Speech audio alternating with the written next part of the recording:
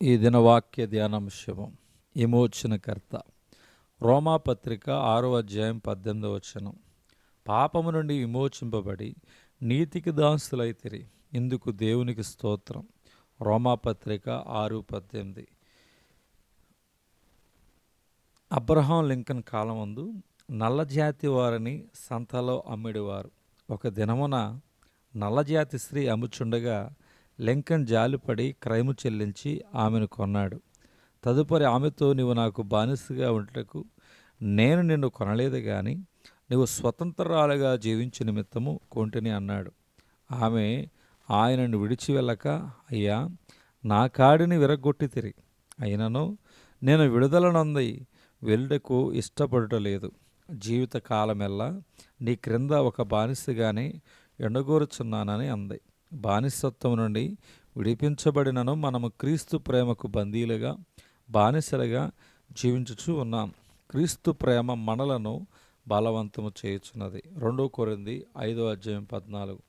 క్రీస్తును ఎరగిన వారమై జీవించినప్పుడు అక్రమము చేయుటకై అపవిత్రతకును అక్రమమునకును మన అవయములను దాసులుగా ఎలాగూ అప్పగించుతమో, అలాగే పరిశుద్ధత కలుగుటకై ఇప్పుడు మన అవయములను నీతికి దాసులుగా అప్పగించుకొనవలెను.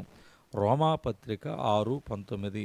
రక్షణ సువార్తను బహిరంగముగా చాటినప్పుడెల్లా శరీరములను సమర్పించుకునుడి, అవయములను అప్పగించుకునుడని ప్రకటించడి వారము.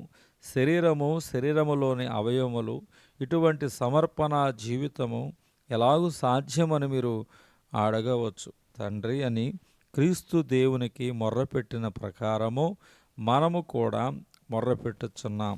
ఏలయనగా మరలా భయపడకు, మీరు దాస్యపు ఆత్మను పొందలేదు గాని దత్తపుత్రాత్మను పొందుతిరి. రోమాపత్రిక 8:15. నా ఇష్టానుసారుడైన మనుష్యుడు అని సాక్ష్యము పొందిన దావీదు కూడా ఒక దినము పాపములో పడెను.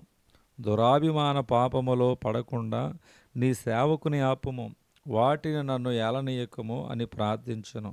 కీర్తన 19:13. దేవుని బిడలారా, క్రీస్తు కార్చిన యవ్వన రక్తము ద్వారా మీరు మీ కాడిని విరగొట్టుకొనండి. యవ్వన కాలమున కాడి మోయుట నరునికి మేలు, అతని మీద దానిని మోపినవాడు యెహోవాయే. తమ కాడిని విరగొట్టుకుని వారు మరలా పాపము చేయకుండా జాగ్రత్త పడవలను. 1 తిమోతి 5:24. కొందరు పాపములు తేటగా బయలుపడి న్యాయపు తీర్పునకు ముందుగా నడుచున్నవి, మరి కొందరి పాపములు వారి వెంట వెలుచున్నవి. ఈ దినవాక్యం దేవుడు దీవించునుగాక. ఆమేన్.